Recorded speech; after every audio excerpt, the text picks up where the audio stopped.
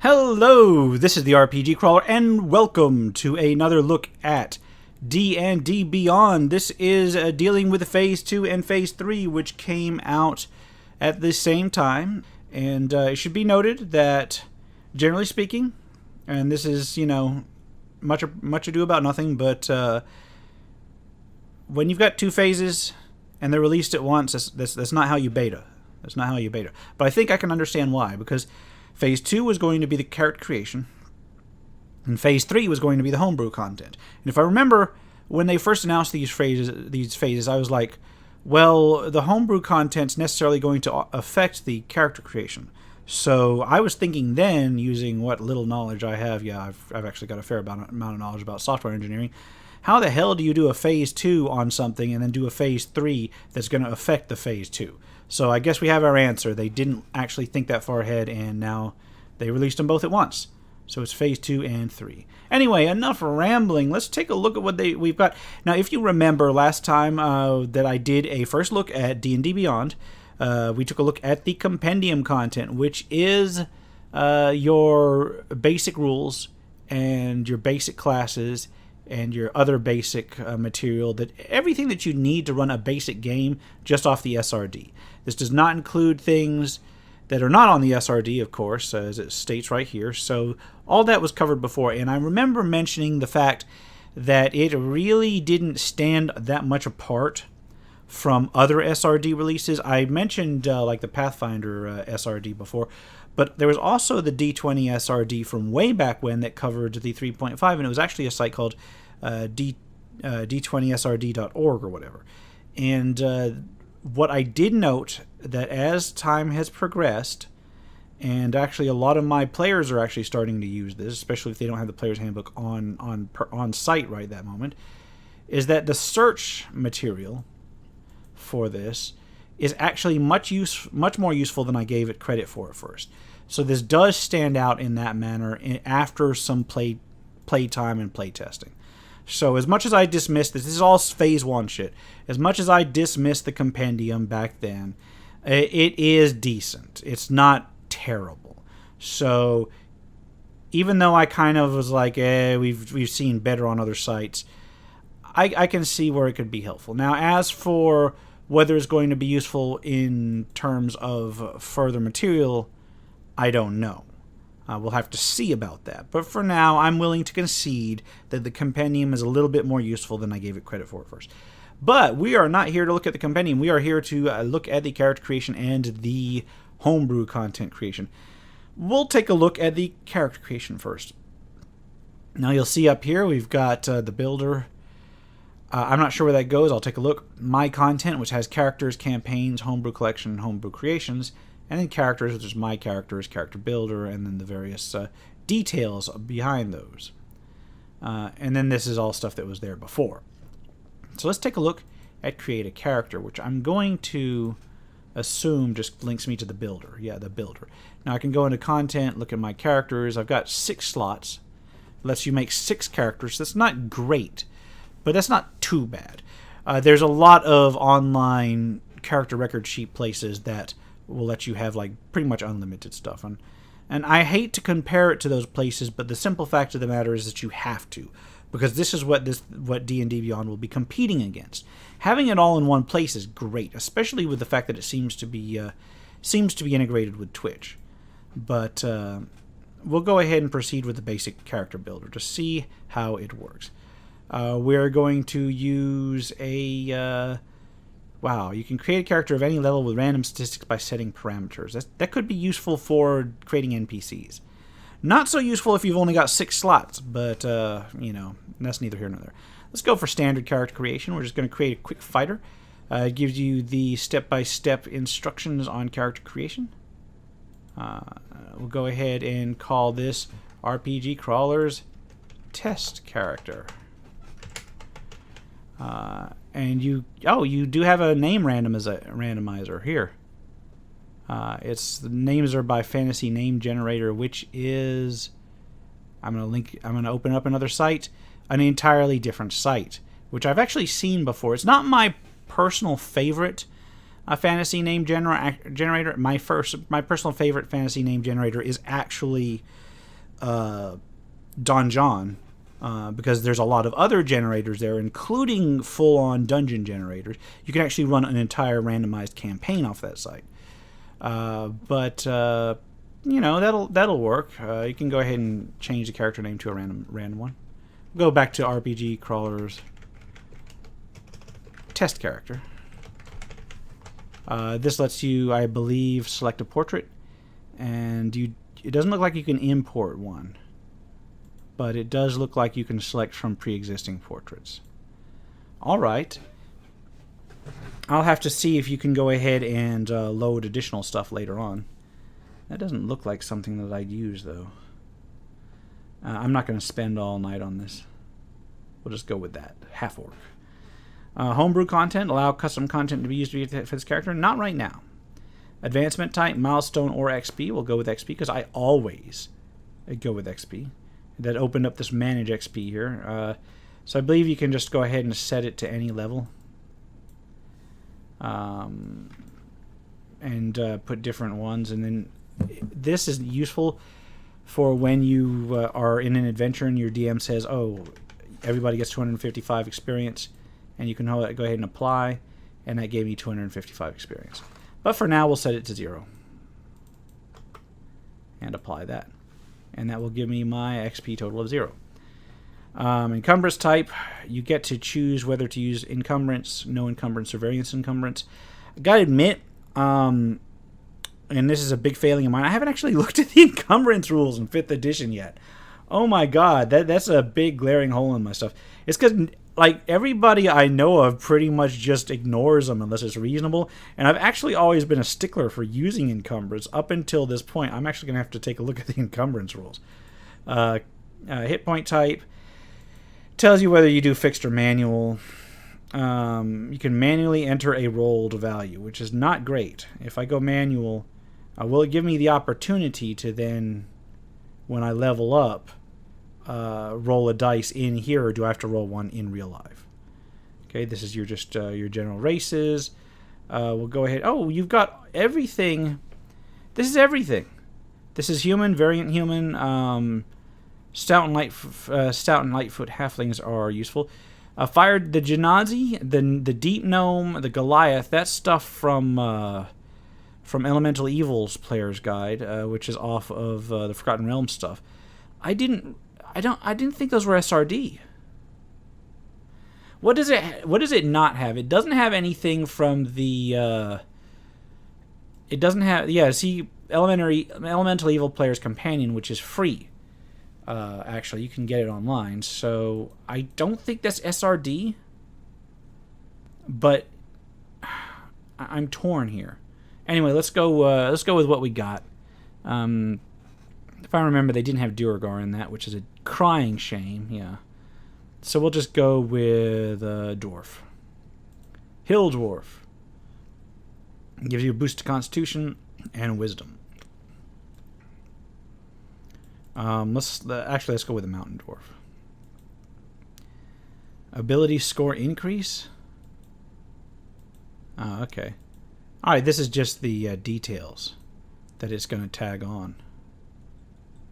That's actually pretty good. I'm going to choose that race. Here we go here. It lets me take a look at each one of these in particular. Now, because I've got tools proficiency on there, I actually have to do a drop down. But it gives me all artisans tools, which is not actually valid. Smith tools, brewer's supplies, or mason tools. Let's try something else. See, that's a bug, or I don't know if it's a bug, but it shouldn't let me select that. If you're gonna go with it, go all the way with it. That's what I always say. We'll give them Smith tools. Everything else should be just about fine. Choose class, fighter, of course. Boom. Gives me all the fighter details. Not bad. I'll add that class. I got to select proficiencies. Choose a fighter skill. We'll go with intimidation, and we will go with athletics. And as far as fighting style goes, we're going to go ahead with defensive. Okay. And we will see the higher level stuff, which I don't need to until later. Determine ability scores. Choose a generation method. Manual. Aw, there's no dice roller in here. There's no dice roller in here. Dude, how... No, but for real, I understand that putting manual ability scores in here is useful, but holy shit, how much effort does it take to add a fucking randomizer in here? God damn it. Yeah, I'm pissed off. I've made character generation things that have at least had the option to put a randomization in here. I know that manual and random generation isn't like the Adventure League way or anything like that, but it's the way that a lot of people do it. And I'm going to, give me a moment, I'm going to go ahead and pop out my dice right here. And I'm going to wish I had my dice camera set. I need a dice camera. I need a dice camera. Let's go ahead and roll them dice. You'll just have to trust me on this. Go ahead and generate this shit, because Wizards of the Coast can't be bothered to put a goddamn randomizer on here. I still use the old one from the 3.5 days. They've still got that online. Okay, here we go. See this? This is like freaking 3rd edition era. And they have it on here, and yet they couldn't put it on D&D Builder. Go ahead and generate our stuff here. Got a 17, a 9,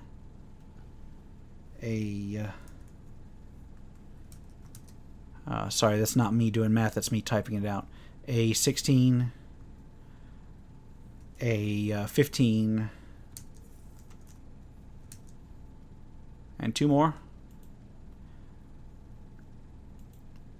A 16, no, a 15 there. My math, it failed me. And a 13.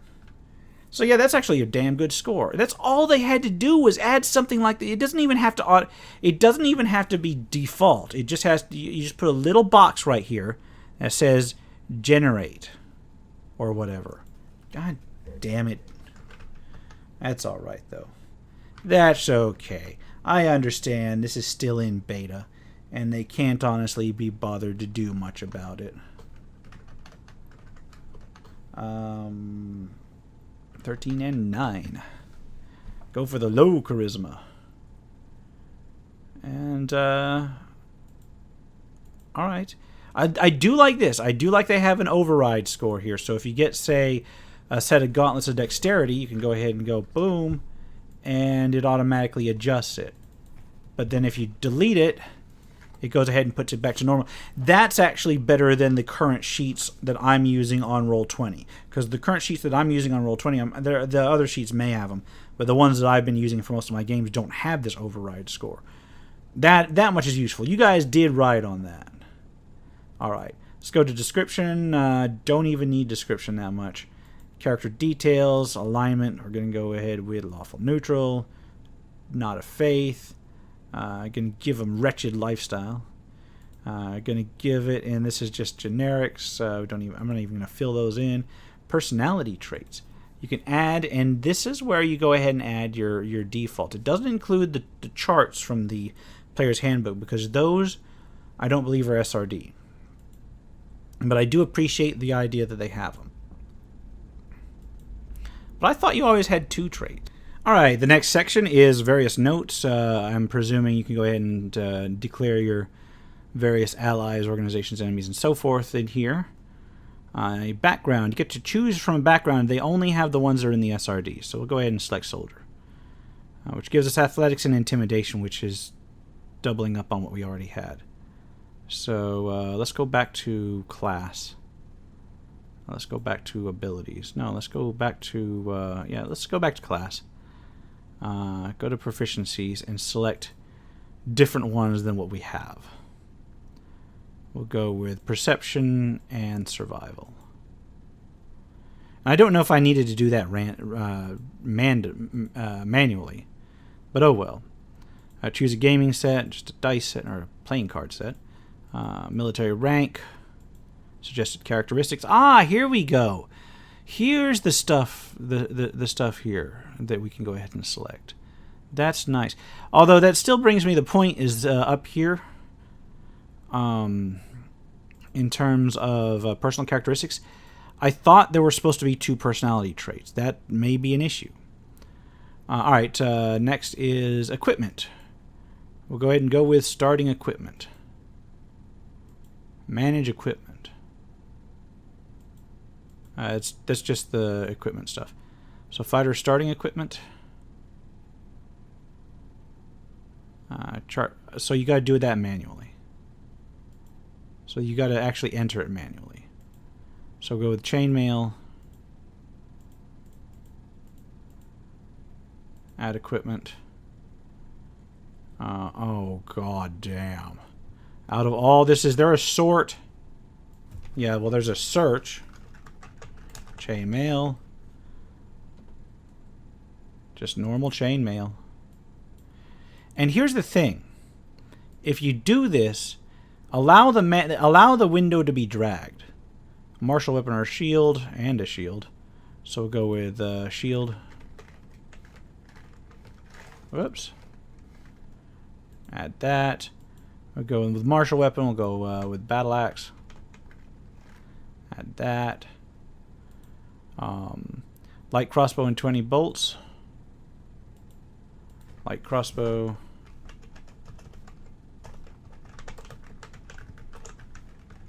Crossbow. Well, we got bolts. See, this is not a solid search engine here. This is not. You should be able to select like light crossbow without having to go through the comma thing. And then we'll go with Dungeoneer's pack. And once more, you got to search it. There's no ability to really browse in here, so unless you know exactly what you got, you might be SOL. Now, in terms of armor, we're going to go ahead and equip these. We'll equip the battle axe. And in terms of the gear, we're going to go ahead and equip the Dungeoneer's pack. However that works. So go with what's next? Let's view the character sheet. And that gives you a long loading screen. Oh god, okay. This is definitely not impressing me. Because if I go into Roll20, I can look up a sheet almost instantaneously. And yes, I understand they're probably getting hammered right now. But Jesus Christ. So I guess we are shit out of luck on the character. Can we view it from here? No, we can't. So the viewer's down. Whatever. Let's see, what else do we got? And here's the problem. If I go to edit, it'll let me see it. But if we go to what's next, let's go to start a new campaign. Now, start a new campaign is going to let me create a campaign. Go RPG Crawlers test campaign. A test of the emergency D&D system. Alright, create the campaign. That's nice. That's interesting. Campaign sharing slots, campaign content sharing slots allows players in a campaign to use all of the DM's unlocked content to create, manage, and progress their characters. So if you've got a character, it's not available right now, but if you've got a character in that campaign, then it can go ahead and you can let your players level themselves up. That's not bad. I like that idea, but you can already do it better in other things, at least as far as I can tell. Let's go to my campaign. Let's view the campaign. Can we add active characters? Let me see. You go ahead and this. I'm going to delete this, so I don't mind showing this. You need to have an option to like black it out, like they do in Roll20, because streaming is such, like streaming and such is such a solid thing, such a popular thing now. Let's see, DM notes. You can edit notes. You can put public notes in. That's nice. Can we add a character though? Let's see.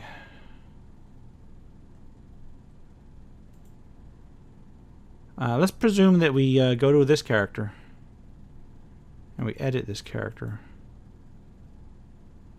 and we go to the very end. But I can't add it to anything, can I? Is there any way? I guess I'm just shit out of luck if it's got like a character vault, but associating one within the other on the same account looks like it may be a no-go. So I can't even use that for like DM PCs and such, at least not as it stands right now. Let's go to this link. Page not found. Nice one. That's making me just so disappointed. This just crashed and burned. So let's get out of this campaign management. Let's see what else is useful here. Let's go to phase 3. Homebrew content. Now homebrew content lets you supposedly create some homebrew stuff. Let's view the homebrew spells. These are all spells that other people have made. They're available to just about everybody. And as you would expect, a lot of them look like garbage. It lets you sort by author. But here's the thing. There's no rating system that I can see. Is there a rating system? No, there's no rating system. There's just details here. So if I saw somebody post one that's just like absolutely annoying, but a happy memory, which is linkable but not. Yeah, they've already got a nice selection of spells. And it's from everybody. And then you can go to browse official content. Let's go to the Homebrew collection.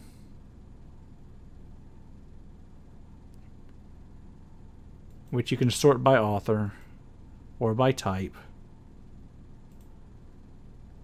And there's nothing in here because I haven't added it yet. Let's go to Homebrew Creations. This is my Homebrew Creations. Ah, I see. You can set it to private or published. Let's create a monster. Use an existing monster as a template. Let's make some sort of something simple, something really simple.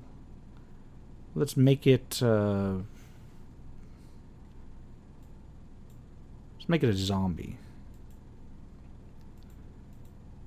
Go create. Creates a copy of the monster. To make a homebrew copy, this can create variants of existing monsters. So let's we'll go ahead and call it a zombie spearman. Lets you set a version. Gives you the descriptions. We can go ahead and do spear. It's not particularly balanced or whatever. I'm just pulling those things off of the top of my head. Let's go with I would go save changes, but I don't want it published. I just want it private. So let's take a look at here. It's not got its lair. It's not legendary. You can adjust like the various saving throw proficiencies. You know, I never understood which proficiencies were good saving throws or not on this. And then you can actually choose files and upload pictures.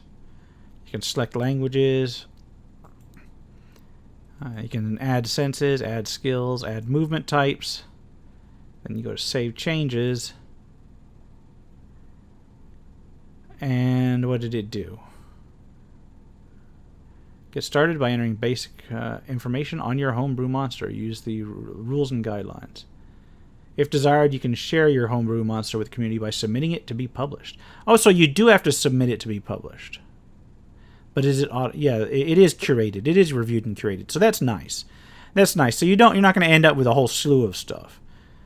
If accepted, your monster will be displayed in the homebrew monsters listing. Okay, so that's actually pretty nice. And I will go ahead and look at my homebrew creations. And there we go. It's never submitted. It's private. It's useful for my particular campaign. And you can do the same with spells. You can do the same with items. And you can do the same with... Well, that's all that this thing keeps track of. So that's actually not half bad.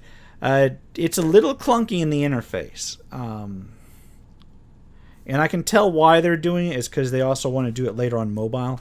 And some of this stuff is probably going to look okay on mobile. A little bit clunky in the interface, and it could use some streamlining.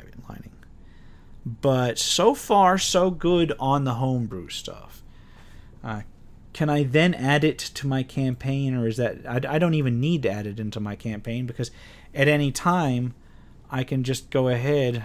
Let's view the campaign. Yeah, I don't need any of that stuff.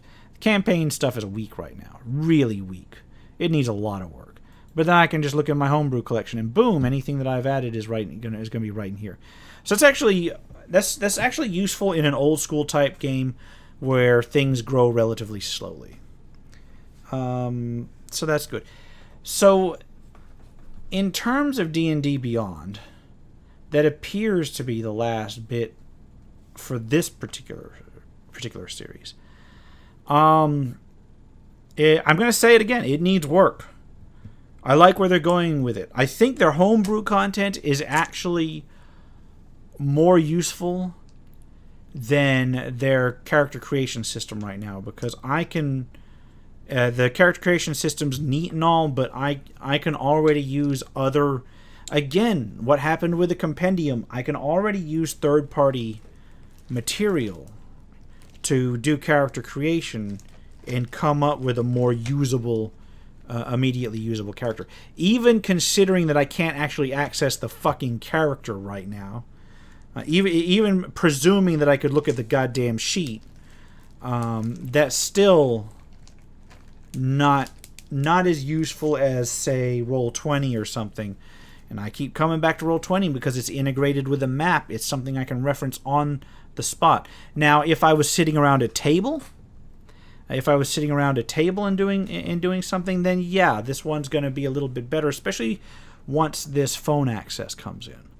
Once this phone access comes in, this tablet access comes in, then it'll be useful. Now, I presume that I can just go ahead and load it on my tablet. All right, yeah, I go ahead and load it up on my tablet, and so far so good. It seems to have everything it needs on the tablet. You go into create a character, which I just selected. I actually don't know if I'm logged in right now because the interface is a little bit different, but it does show that you can select from the same options you could on the desktop. Go ahead and view your character on here. Let's see if I can't actually view this character. Come on, are you going to crash? Are you going to crash?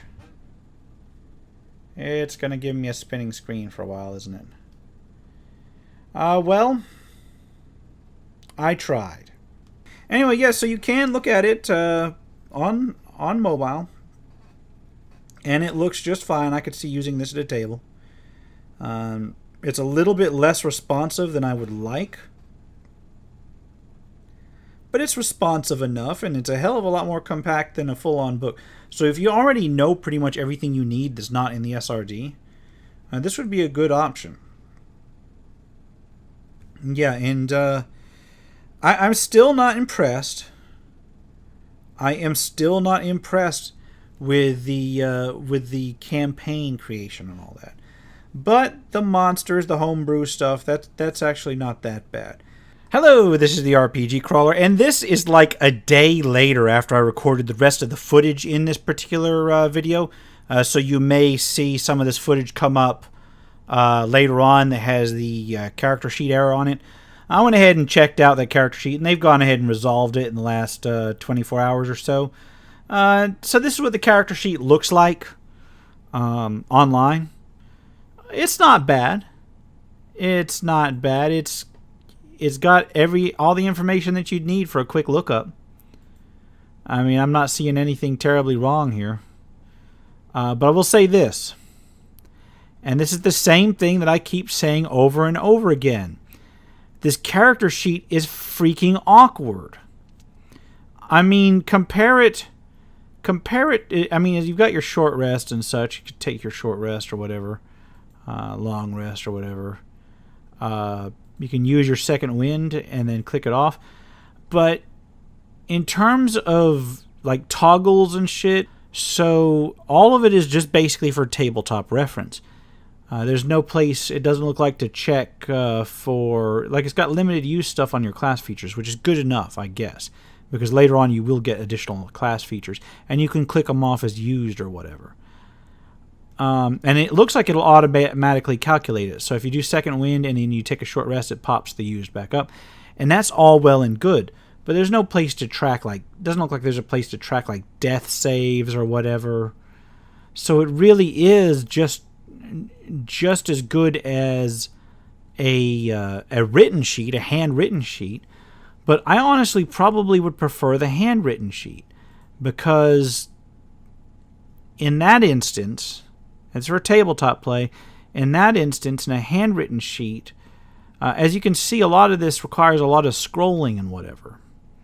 Whereas on a handwritten sheet, it's like all right before you. And I can appreciate the fact that they want to put everything at the touch of your fingertips, but I don't know. I said yesterday in my final thoughts that, like the first phase, there's just not really enough to really recommend this. I mean, it's getting there. But a couple toggles and a bunch of places that are already filled in, you can do that already with other programs that do so much more in addition to what's listed here. The automatic calculation on here, like the automatic calculation is the only thing that I can think of that really sets it, that really makes it useful. So they're going to have to improve basically everything on this sheet. Hopefully make it a little bit less clunky. Because right now, I don't know, this just feels clunky as hell. And I know that I'm getting, sounds like I'm getting down on this D&D Beyond a lot, but I want it to do good, but it just seems like too little, too late. And we'll have to see what they come up with. But aside from that, I mean, I could maybe see this at a tabletop somewhere. Maybe it's just because I do most of my gaming online anymore, and there's so many better online resources. But even in a tabletop setting, I could only see so much use for this. At least as it stands. I do like how they calculate the armor class like that, and they automatically update it depending on what equipment you get.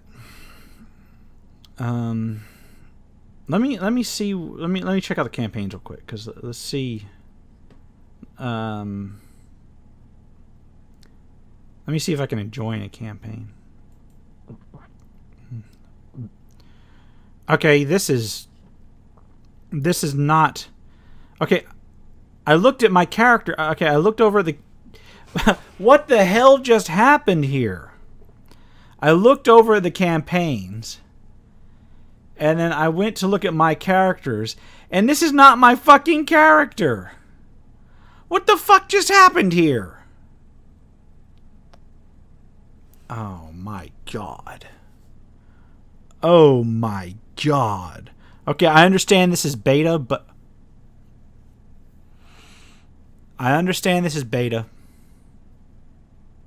But did you see what just happened there? You know what? There's no way I can recommend this. I can't recommend this for anything right now. Oh, all of a sudden my character's back. This is a server-side thing.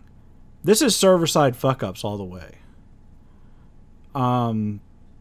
Yeah, I was going to go ahead and show you and give you some my thoughts and think and say, hey, this could be good, but no, it needs a lot of work. You guys need a lot of work. This is not beta. This is not like beta level shit. This is alpha level issues. This is shit that should have been tested a while back. Look, I used to be in software development. I know it's difficult, but Jesus Christ. This is the kind of thing that's been done before. This is the kind of web service stuff that is not new. This kind of shit's been done before. It's not you're not reinventing the wheel here. You're trying to basically make a competing service for something that's been done in various versions. Not on 5th edition, mind you. It's only a few have been done in 5th edition, but on RPG characters in general for over a decade now. And this is basic shit, right? Like just happened there that should not happen. I'm going to say that in the sternest possible way I can. That was inexcusable. I know my character popped back. That's good. But it should not have. That should not have done that. That shouldn't have done that. And I can't duplicate it. So it's obviously a server issue. Or at least it seems like it's a server issue. Anyway, again, D&D Beyond Compendium's great. I like the Compendium. The builder's okay-ish, but it just seems too little, too late. Let's hope they go ahead and fix it before actual final release. And some of you may have just got a preview on another first look thing that I'm going to be doing soon. All right. Well, I don't know where I'm going to leave it off in terms of the video, but this has been the RPG Crawler. If you like what you see, remember to like, comment, and subscribe for more RPG content. And let's hope they do a better job. Let's hope they improve this, because right now I am very much not impressed. Until next time, take care and goodbye.